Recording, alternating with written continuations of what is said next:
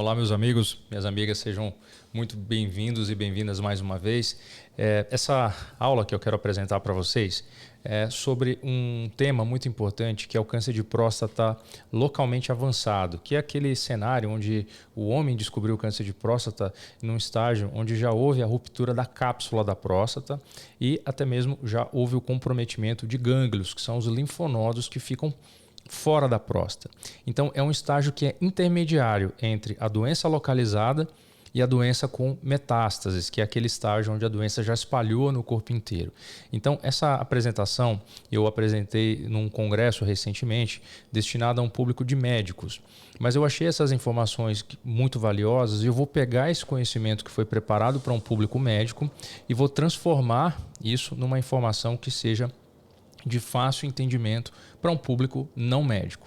Então, a minha intenção aqui no final dessa apresentação é deixar você mais preparado para entender onde que você se encontra nessa jornada do tratamento do câncer de próstata, quais são as dificuldades que nós médicos enfrentamos e quais são as fronteiras que a ciência está trazendo como estratégias de melhoria na qualidade de vida e expectativa de sobrevivência dos homens com câncer de próstata.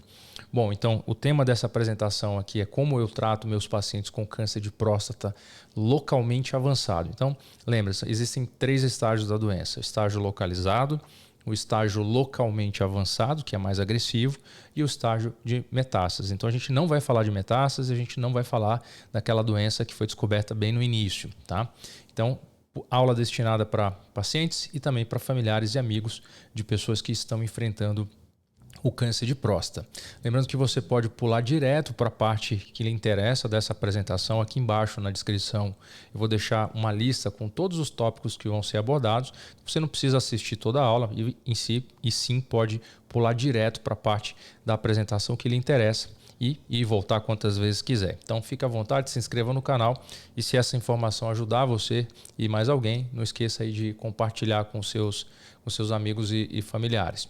Para quem não me conhece, eu sou o Dr. Bruno Benigno, eu sou um urologista, um cirurgião dedicado ao tratamento do câncer de próstata, rim, bexiga e aparelho urinário e reprodutor masculino como um todo. Atuo aqui em São Paulo, capital, coordeno a minha clínica, que é a Clínica Uroonco, e uma das equipes de urologia do Hospital Alemão Oswaldo Cruz. Se você quiser saber mais sobre o nosso trabalho, basta acessar o meu site, que é o www.clinicauroonco.com.br.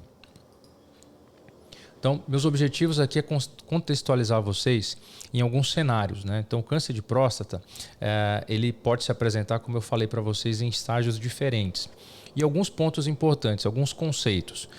O que é neoadjuvância? Neoadjuvância é uma estratégia que nós damos um remédio, nós fazemos um tratamento antes do tratamento definitivo. Então, imagina que você descobriu o câncer de próstata e você vai passar por uma cirurgia. A pergunta é, será que se nós aplicássemos alguma medicação ou dessemos alguma medicação para você antes da cirurgia, será que isso melhoraria os seus resultados? Isso é chamado de neoadjuvância. Outro conceito importante, daqui para frente, quando vocês me escutarem falar em N positivo, é a abreviação para o linfonodo. Significa o quê? O paciente tem um câncer de próstata N positivo. N positivo, então, significa que já existem gânglios. Então, presume-se que a doença é localmente avançada. Então, toda doença N positiva, com gânglios comprometidos, são consideradas localmente avançadas. M positivo, M de metástases. Então, quando há metástases, a gente vai chamar de M positivo, né? M1. Então, aqui não é o foco da nossa apresentação. Eu vou abordar um pouco sobre efeitos colaterais, falar para vocês como é que foi a evolução do tratamento do câncer de próstata localmente avançado nas últimas décadas, explicar para vocês um cenário interessante que chama NMHSPC. Isso é uma sigla grande para dizer o seguinte, que aquele homem que tratou o câncer de próstata com cirurgia, já fez uma radioterapia porque a doença voltou e o PSA dele continua subindo. Então, esse homem a gente chama de recidiva bioquímica, o PSA voltou a subir. Por último, penúltimo, né? Personalizando o tratamento e explicar para vocês quais são as limitações que nós hoje enfrentamos para tentar calcular qual é a real extensão da doença do câncer de próstata. Então, essa é a situação. Vou colocar um exemplo hipotético aqui. Imagina um paciente de 65 anos, casado, hipertenso, diabético, sem outras comorbidades, um pouquinho acima do peso, que descobriu um câncer de próstata de agressividade 8, Gleason 8. E fez uma ressonância e que mostrou que o tumor estava tomando todo um lado da próstata, tinha rompido a cápsula e estava aqui invadindo a vesícula seminal. Então, isso é considerado um câncer de próstata localmente avançado. Quais são as opções que esse paciente pode ter hoje? A prioritária delas, cirurgia. Aqui, HALP significa cirurgia robótica, mais LE, que é a retirada dos gânglios ao redor da próstata. Então, isso é o padrão. Né? Descobriu a doença, não tem metástases, cirurgia, mais uma retirada ampliada dos gânglios ao redor da próstata. Segunda opção, não fazer cirurgia, mas fazer a radioterapia com bloqueador de hormônio. Só que aqui é um detalhe, o bloqueador de hormônio ele dura 3 anos. Tem vantagens e desvantagens dessa estratégia, eu vou comentar com vocês. Ou seguir na neoadjuvância, que é o quê? Ao invés de eu fazer um desses tratamentos aqui inicialmente, eu posso dar um bloqueador de testosterona. Será que isso é uma estratégia válida? Bom, aqui é um estudo que eu apresentei nesse congresso. Obviamente vocês não precisam se prender nesses dados, eu vou explicar a partir de agora todas as tabelas que aparecerem. Então isso aqui é só para mostrar que o conceito de dar um bloqueador de testosterona antes da cirurgia, ele não é novo. Então percebam aqui, eu estou mostrando para vocês pelo menos 1, 2, 3, 4 autores com uma série de casos pequenos, 126 pacientes, 213 pacientes, que foram acompanhados por até 5 anos. E o que esses estudos mostram é que, embora haja uma diminuição no tamanho do tumor quando a próstata do paciente é retirada, essa diminuição não é tão importante. É uma diminuição discreta, o tumor não some, que é o que a gente chama de taxa de resposta completa. Então, foi uma estratégia que, alguns anos atrás, isso foi muito testado, mas acabou caindo por terra. Então hoje, com os métodos de bloqueio de testosterona tradicionais, aqui a gente tem a gozerrelina, a triptorelina, a leuprorelina, com essas medicações tradicionais, o efeito não foi tão interessante. Mas acontece que, essa é a novidade, existem estudos em andamento testando drogas de nova geração, no formato de comprimidos. E esses resultados devem sair nos próximos anos, 2024 e 2025. E aí sim, pode ser que esse cenário de neoadjuvância seja mudado radicalmente com essas novas opções terapêuticas, mas hoje isso não é padrão. Tá? E seguindo aqui adiante, quando a gente olha também, existem outros estudos que investigam qual o papel do bloqueio de testosterona antes da radioterapia. Então, primeiro conceito, bloqueio hormonal antes da cirurgia, pouco impacto. Agora, bloqueio hormonal antes da radioterapia, aí a situação muda completamente de figura. Nesse caso, existem inúmeros estudos mostrando que a associação do bloqueio de testosterona com a radioterapia para homens com câncer de próstata localmente avançado, isso sim, traz uma expectativa maior de sobrevivência e uma expectativa maior de cura.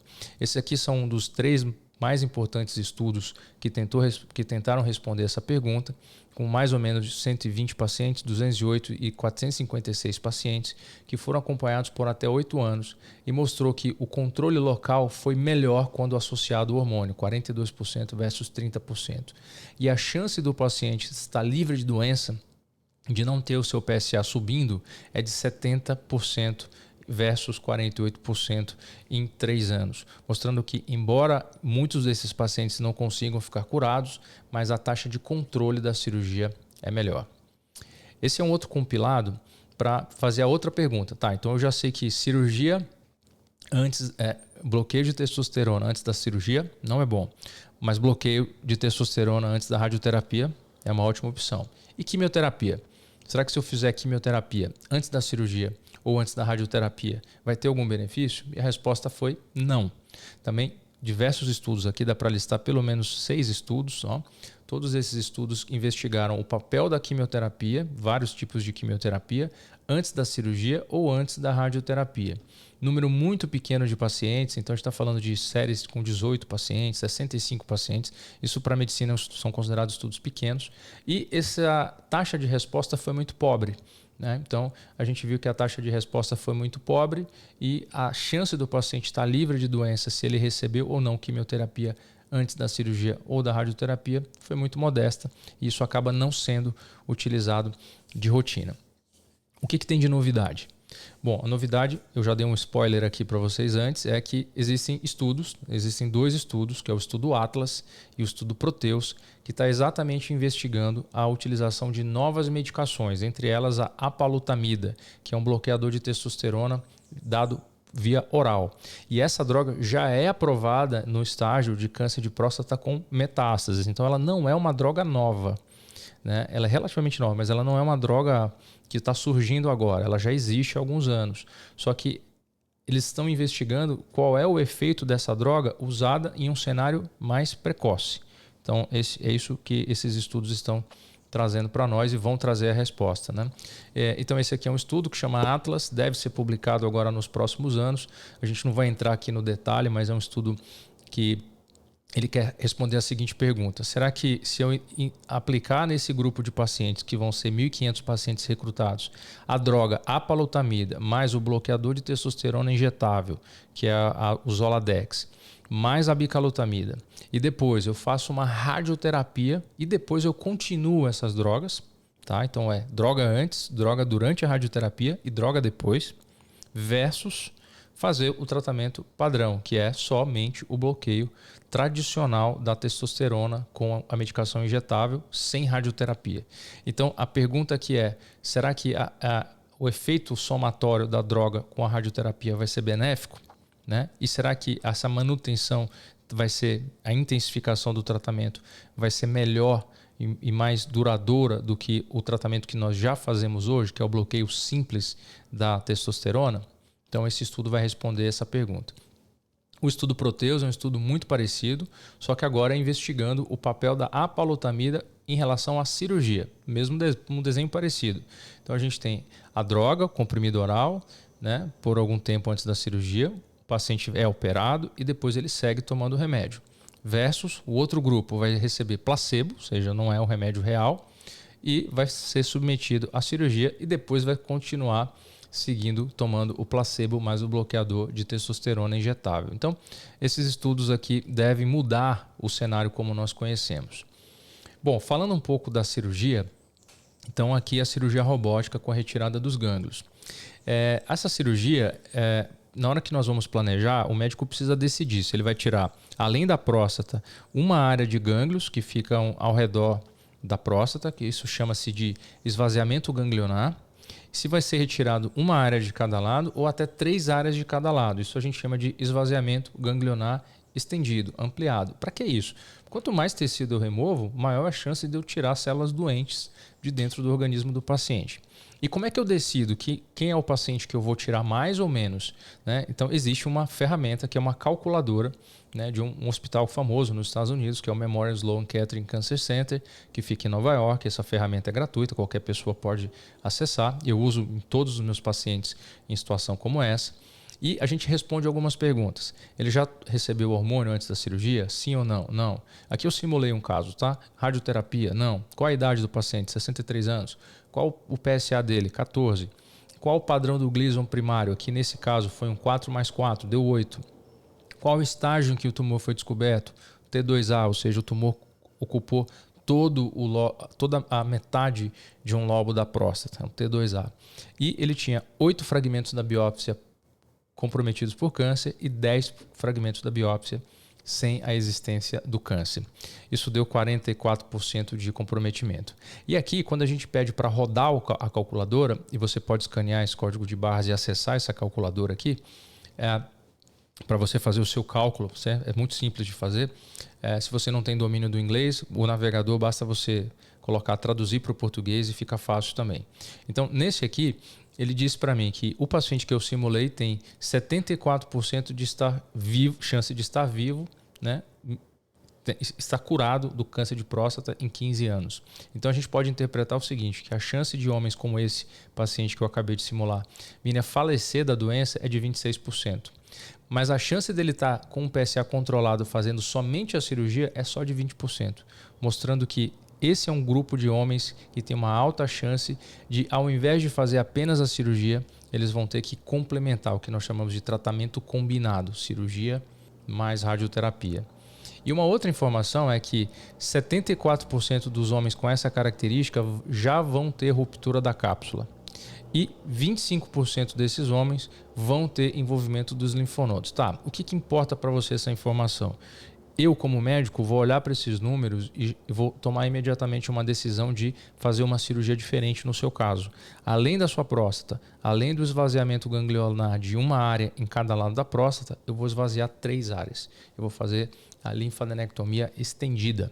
Por quê? Para aumentar a chance de eu não deixar células, resquícios de células do câncer no seu organismo, diminuindo a chance assim de você precisar fazer uma radioterapia de complementação. É 100% de certeza? Não. Não é 100% de certeza, mas isso melhora a chance de você precisar fazer um tratamento mais intenso e com mais riscos de efeitos colaterais. Bom, essa é uma estratégia, decidi fazer cirurgia. Agora outra estratégia, não vou operar. O paciente por algum motivo, o cardiologista não liberou, é um paciente idoso, tem múltiplas comorbidades, a cirurgia seria um risco, então a gente opta, nesses casos, pela radioterapia. E eu já adianto essa pergunta que é comum, doutor, qual melhor, cirurgia ou radioterapia? Melhor cirurgia. Agora, a radioterapia a gente faz em situações de exceção, quando o paciente não tem condição clínica, quando o paciente tem múltiplas comorbidades, o risco da anestesia para aquele paciente pode ser alto, então nós vamos para a radioterapia. Então esse, digamos, é o plano B. E existem vários estudos que tentaram investigar qual é o tempo que o paciente deve fazer a radioterapia, né? Aqui a imagem não carregou, mas esse é um estudo que compara o uso do bloqueio de testosterona durante a radioterapia por 18 meses versus 24 meses. Então, 1 ano e meio versus 2 anos. E esse estudo mostrou que foi igual. Então, antes a gente fazia o bloqueio por 2 anos, mas se por algum motivo o paciente está tendo muitos efeitos colaterais relacionados ao bloqueio de testosterona, nós podemos diminuir a duração do bloqueio para 18 meses. Então, isso é um alento e um alívio para homens que são muito sintomáticos. Bom, agora a gente vai entrar numa camada um pouquinho mais, digamos, um pouco mais complexa. É que alguns anos atrás, um dos estudos, que foi um estudo grande, pegou esse mesmo grupo de pacientes que tinham metástases, um grupo que tinha metástases, e um outro grupo, uma parcela, 30% desse estudo, eram homens que não tinham metástases, mas tinham exatamente as características dos pacientes que eu acabei de comentar. Doença localmente avançada. Então foi um grupo grande, 1.500 homens, mas 30% deles não tinha metástases. E esses pacientes eles foram submetidos a 2 estratégias de tratamento. De um lado, eles recebiam um comprimido oral, que é a abiraterona, ou a enzalutamida, com ou sem enzalutamida, e faziam a radioterapia da próstata. E no outro braço foi feito só a abiraterona, com a radioterapia da próstata. E a pergunta foi, será que se a gente intensificar o tratamento, né, com a abiraterona versus somente a abiraterona, somente a abiraterona, esse desfecho seria melhor. Então, o que esse estudo mostrou na linha azul? Que essa intensificação do tratamento, toda vez que existia a abiraterona no braço, né, no braço do tratamento, o paciente ia melhor. Só que esse estudo mostrou um dado interessante, que quando eu adicionava 2 drogas, os efeitos colaterais eram muito intensos. Então, a resposta é sim, intensificar o tratamento, né, com a radioterapia, com o bloqueador de testosterona injetável e o bloqueador de testosterona em comprimido, melhora a expectativa de sobrevivência desses homens com câncer de próstata localmente avançado. Essa análise aqui é uma análise um pouquinho mais técnica, eu vou pular para vocês, aqui é uma análise de subgrupo. E aí a gente vem para um outro ponto. Lembra que até então eu estava mostrando fotos para vocês de uma foto da próstata com a bexiga. A doença estava só ali, certo? Agora a gente vai andar um pouquinho mais nessa casa, que é quando a doença saiu da próstata e ela já caiu nos gânglios, nos linfonodos. Tá? E a gente chama de doença N positiva. A doença linfonodal positiva é um estágio entre a doença localizada e a doença com metástases. Ela pode ser detectada através de exames de imagem, como a tomografia nesse caso, que a gente pode ver, ou a tomografia juntamente com um PET scan, que é o que nós chamamos de PET scan PSMA. Né, que vai dizer em cores ali onde que estão os focos do câncer de próstata, ou mesmo a ressonância. E o que são os linfonodos? Só para você entender, o linfonodo popularmente é conhecido como íngua. Né? Então, quem nunca teve uma íngua, né, na virilha, uma íngua na axila, uma íngua no pescoço? Então, toda vez que algum organismo está tentando agredir nosso corpo, o nosso sistema de defesa fica alerta. E esse alerta dispara o crescimento desses gânglios, linfonodos. Então, os linfonodos nada mais são do que filtros que evitam com que agentes agressores caiam na circulação sanguínea e disseminem para o corpo inteiro. Então, é isso que significa um linfonodo. Aqui, vou explicar para vocês o gráfico. Foquem nesse quadradinho bem aqui, ó. Tá vendo que tem um quadrado que tem de 0, 0, 1, 2, 3 e 4 ou mais? Isso aqui, como é que vocês têm que interpretar? Quanto maior a quantidade de gânglios comprometidos, pior o prognóstico. Então vejam esse grupo de pacientes aqui com 4 gânglios ou mais comprometidos, a curvinha deles já cai mais rápido.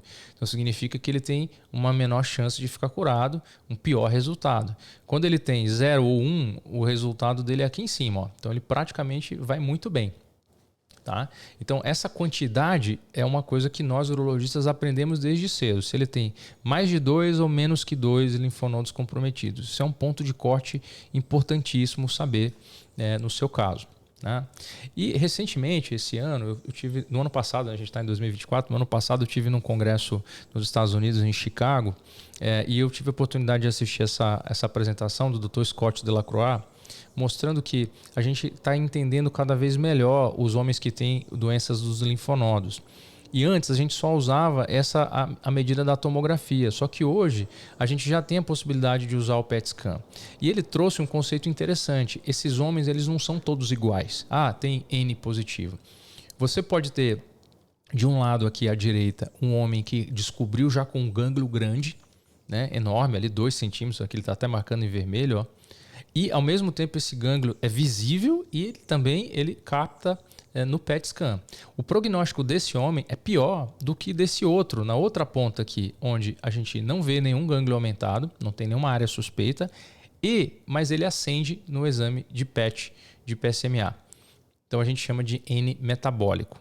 Ou mesmo de um homem que acabou fazendo uma cirurgia e depois da cirurgia a gente descobriu que ele tinha gânglios. Então ele quer dizer que o prognóstico também depende. Esse paciente aqui tem um prognóstico muito melhor, porque o gânglio não aparecia antes da cirurgia, o gânglio não foi detectado pela ressonância, o gânglio não foi detectado pelo PET scan, mas ele acabou sendo detectado depois da cirurgia. É ruim? É ruim, mas é menos pior do que o homem que já sabidamente tem gânglios alterados antes mesmo da cirurgia. Então, é importante entender que esses pacientes não são iguais e a evolução de cada caso é diferente. Bom, e aqui para refinar a coisa, ele diz que hoje a gente olha muito nessa questão que é a ponta do iceberg, né? Que são os critérios clínicos, mas que a medicina está avançando cada vez mais e a gente começa a entender o comportamento biológico da doença com marcadores genéticos, com novos testes moleculares, e isso vai trazer para o médico nos próximos anos uma noção melhor de quem são os homens que têm o câncer de próstata mais agressivos. E um desses testes chama-se Decipher, que ainda não existe no Brasil e ele pode ser feito na biópsia da análise do tecido da próstata, na biópsia ou na análise do tecido da próstata. Esse aqui é um estudo que ele vai ser publicado em alguns anos. É um estudo que está recrutando, ele chama GANS Trial. O que esse estudo vai recrutar? Então imagina que você chegou com seu médico, comigo hoje, e você tem um câncer de próstata com doença no gânglio. A gente vai fazer sua cirurgia, mas antes de fazer sua cirurgia, eles vão pegar esse material, mandar para uma análise e descobrir qual é a alteração genética que existe naquele tumor, no seu tumor. E vão dividir você em 3 grupos, né? Você pode cair em um desses 4 grupos, em um desses 4 grupos. E de acordo com o grupo, de acordo com a mutação encontrada no tumor, eles vão oferecer 4 diferentes estratégias. Aqui a gente não vai ter tempo de desmiuçar sobre isso. E depois esse paciente vai ser submetido a um tratamento da próstata com radioterapia ou mesmo com a cirurgia. E a pergunta é, será que se nós personalizássemos ainda mais o tratamento de acordo com a mutação genética de cada tumor, será que nós conseguiríamos um resultado melhor? Então esse estudo ainda está em aberto, ele não foi publicado, mas ele foi apresentado nesse congresso em Chicago em 2023 e acredito que até 2027, 2025 a 2027, a gente vai ter algum resultado. Existem várias revisões na literatura falando sobre pacientes com câncer de próstata com gânglios positivos. Existe muito mais literatura abordando pacientes que têm sabidamente gânglios antes da cirurgia, que a gente chama de gânglios clínicos, antes da cirurgia, ou seja, eu não operei ainda, mas eu já sei que ele tem, do que estudos que envolveram pacientes que acabaram descobrindo o gânglio depois da cirurgia. Lembra que eu falei que tem uma diferença completa? Um é um grupo que a gente achava que não tinha e acabou descobrindo. Esse grupo vai melhor. E tem um outro grupo que a gente já sabia que tinha gânglio e que já é um alto risco, que já é um risco, um prognóstico pior. Para esse grupo tem mais estudos até na literatura do que no grupo anterior. Bom, esse aqui eu vou passar um pouco rápido, que é só mostrando para vocês a metodologia dos estudos. Então, isso aqui é uma análise muito bem, muito direcionada, muito técnica. Então, eu acho que aqui não entra muito o foco dessa minha apresentação, da minha mensagem. Mas, basicamente, toda vez que um homem recebia o diagnóstico que tinha gânglios depois de ser operado, o clássico era ele receber um bloqueio de testosterona. Esse é um trabalho do Dr. Messing, que é muito citado entre o mundo urológico, né? E basicamente isso aumentava o tempo em que o PSA dele ficava controlado. Mas isso cada vez mais se questiona hoje. Se você realmente precisa dar bloqueio de testosterona para esses homens que acabam descobrindo 1 ou 2 linfonodos depois da cirurgia. Então, eu particularmente, para homens que têm até 2 linfonodos, eu simplesmente acompanho o PSA. Eu não submeto meu paciente a um bloqueio de testosterona simplesmente porque ele tem 2 gânglios comprometidos detectados depois da cirurgia. Agora é diferente se depois da cirurgia eu encontro 4, 5, 6 gânglios, aí realmente é uma situação mais preocupante, ou mesmo se eu já sei antes da cirurgia que ele tem gânglios, nesse caso eu vou tender a ser um pouco mais intenso no tratamento. Bom, outro cenário é o cenário onde imagina que você fez a cirurgia, tratou, alguns anos depois o seu PSA voltou a subir, você fez uma radioterapia, ficou bem, e depois de alguns anos o seu PSA voltou a subir. E você fez um exame de imagem e o exame não achou nenhum foco de metástase, mas o seu PSA continua subindo. E aí, o que fazer? Poxa, meu PSA subindo, fiz o exame, não achou nada, e aí, faz o quê? Já fiz radioterapia, já fiz cirurgia. Até então, não existia nenhum trabalho, nenhuma droga aprovada nesse cenário. E no ano passado, foi publicado esse estudo, que foi o estudo EMBARK, que testou uma droga chamada enzalutamida, que já é conhecida em cenários mais avançados. E trouxe essa droga para um grupo de homens que tinham PSA subindo muito rápido depois desses tratamentos iniciais, né? Então a gente chama de recidiva bioquímica de alto risco. Tá? Em particular, naqueles homens em que o PSA duplicava em menos de 10 meses. Esses são os pacientes que têm mais risco de ter metástases e eles tinham que ter um PSA acima de 1, pelo menos. Tá? Bom, resumindo o estudo mostrou que o uso dessa medicação retardou em 4 anos o surgimento de metástases e diminuiu em 35% o risco de morte em relação ao câncer de próstata. Então, quando a gente olha aqui, é uma redução do risco aqui importante, na verdade, a redução do risco foi mais do que 35%, na verdade, a gente está falando aqui de quase 40%, de 41%, né? Desculpe, de 41% de redução do risco de morte. Então, mostrando que as curvas aqui de Kaplan-Meier indicam que o uso dessa medicação nesse cenário específico aumenta a expectativa de sobrevivência dos pacientes e isso é considerado hoje o padrão ouro, né, para homens que têm uma recidiva bioquímica, um retorno do PSA e que já tenham sido tratados e o PSA continua subindo muito rápido. Agora, se o PSA sobe lentamente, não temos dados científicos ainda comprovados, tá? Mas o padrão ouro para esse tipo de tratamento hoje, para esse tipo de situação, é o bloqueio com a enzalutamida. Outro ponto aqui importante é que, em termos de resposta, a resposta foi muito boa, né? 85% a 90% dos pacientes atingiram um PSA indetectável depois do uso da medicação. E o tempo também que eles ficaram sem usar o remédio. Por quê? Esse remédio, um outro dado interessante do estudo, é que ele não foi dado de uso contínuo. Os pacientes usavam por apenas 36 semanas. E os que tinham uma boa resposta podiam ficar sem o remédio a partir de então. E eles viram que o tempo que os pacientes ficaram sem o remédio para o grupo que recebeu a enzalutamida com combinação foi de 20 meses. Então eles ficaram na média mais 2 anos sem tomar remédios para controle do PSA. Em termos de efeitos colaterais, a droga foi bem tolerada, né? Apenas alguns pacientes relatando em torno de 4%, 3 a 4% relatando efeitos colaterais adversos, como fadiga, mal-estar geral, diarreia, mas um efeito colateral numa proporção muito pequena dos pacientes. Estudos que estão em andamento e que a gente aguarda o resultado é o estudo Presto, que é o mesmo desenho do que eu acabei de falar para vocês, mas testando uma outra droga que é prima da enzalutamida, que é a apalutamida, também um comprimido via oral. E esse trabalho foi apresentado também no Congresso Americano em Chicago. Então, a gente deve ter o resultado desse estudo nos próximos 2 ou 3 anos. Vou passar um pouquinho aqui, que é uma parte técnica. Aqui a gente vai esmiuçando um pouco sobre esse estudo, mas realmente é uma parte mais técnica. E efeitos colaterais aqui são diferentes da enzalutamida. A apalutamida ela tem um pouco mais de vermelhidão cutânea, um pouquinho mais de coceira, né? Então a gente tem que ficar mais alerta nesses efeitos colaterais, mas ela dá menos fadiga do que a enzalutamida.